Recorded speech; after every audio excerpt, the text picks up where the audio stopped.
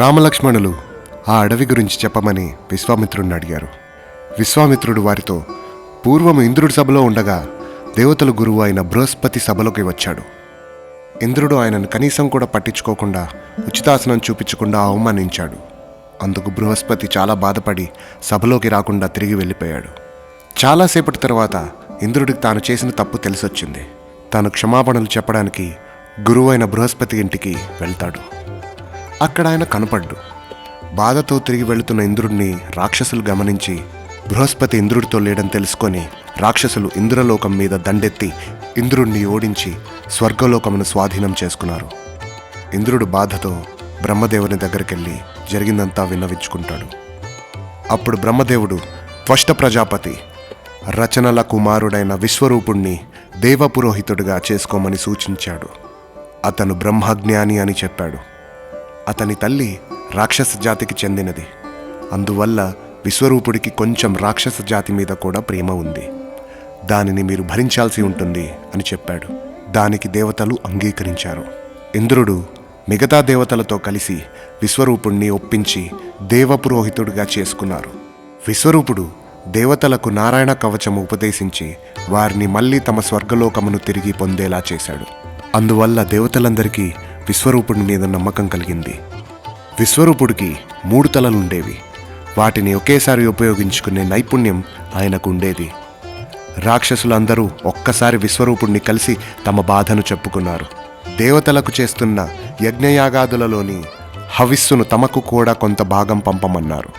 విశ్వరూపుడు వారి మీద ప్రేమతో దేవతల హవిస్సు నుండి కొంత భాగము రాక్షసులకు పంపుతూ రాక్షస పక్షపాతమును చూపించాడు.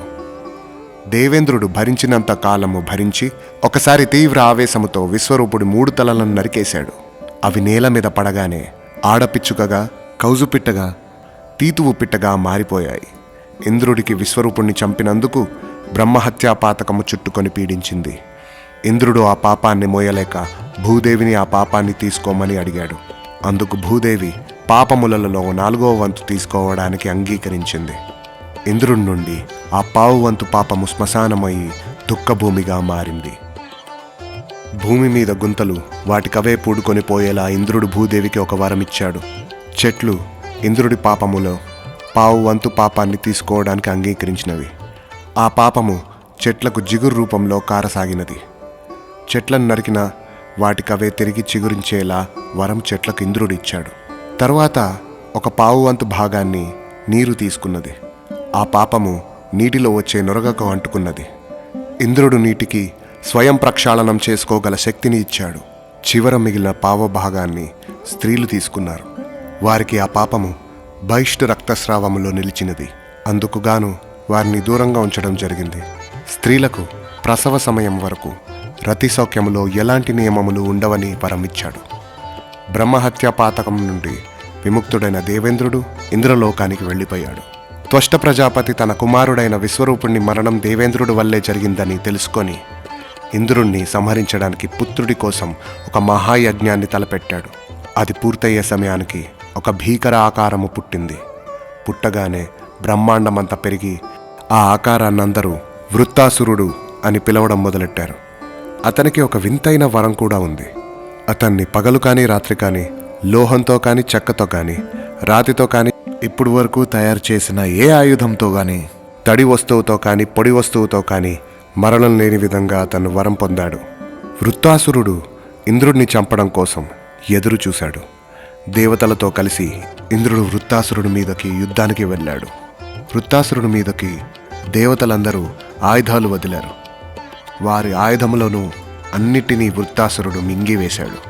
వృత్తాసురుడు ధాటికి తట్టుకోలేక పారిపోయి వైకుంఠంలో ఉన్న విష్ణుమూర్తి దగ్గరకు వచ్చి రక్షించమని వేడుకున్నారు.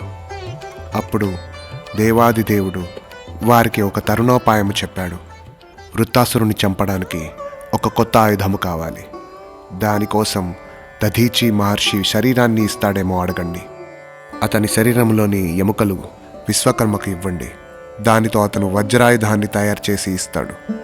దానివల్ల వృత్తాసురుడి మరణం ఇంద్రుడి వల్ల జరుగుతుంది అని పలికాడు. ఇంద్రుడు దేవతలందరితో కలిసి దధీచి మహర్షి దగ్గరకు వెళ్ళి వృత్తాసురుని ఆగడములను విన్నవించుకున్నారు.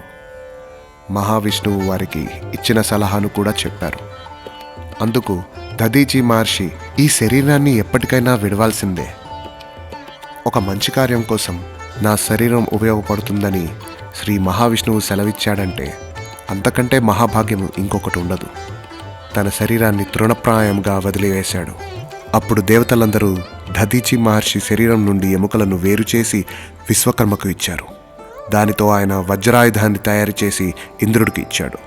అప్పుడు ఇంద్రుడు నర్మదా నదీ తీరమున వృత్తాసురుడితో యుద్ధము చేయడానికి వచ్చాడు. ఇంద్రుడికి వృత్తాసురుడికి చాలా భీకరమైన పోరాటం జరిగింది. ఇంద్రుడు వృత్తాసురుని 2 చేతులను నరికివేశాడు. అప్పుడు వృత్తాసురుడు ఇంద్రుడిని తన నోటి ద్వారా మింగివేశాడు. ఇంద్రుడు అంతకుముందు నారాయణ కవచము విశ్వరూపుడి ద్వారా ఉపదేశము పొంది దాని పారాయణం చేయడం వల్ల వజ్రాయుధముతో వృత్తాసురుని కడుపు చీల్చుకొని బయటకు వచ్చి అతని తలను నరికివేశాడు. వృత్తాసురుని తలను నరకడానికి ఇంద్రుడికి 1 సంవత్సరం పట్టింది.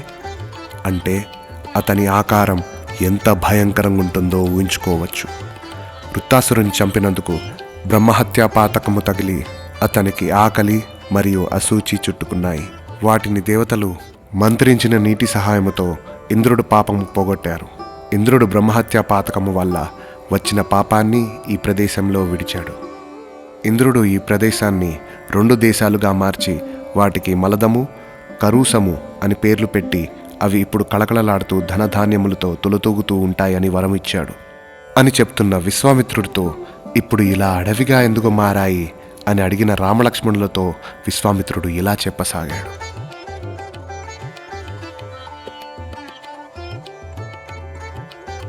Please subscribe to my channel. Do like and share the video.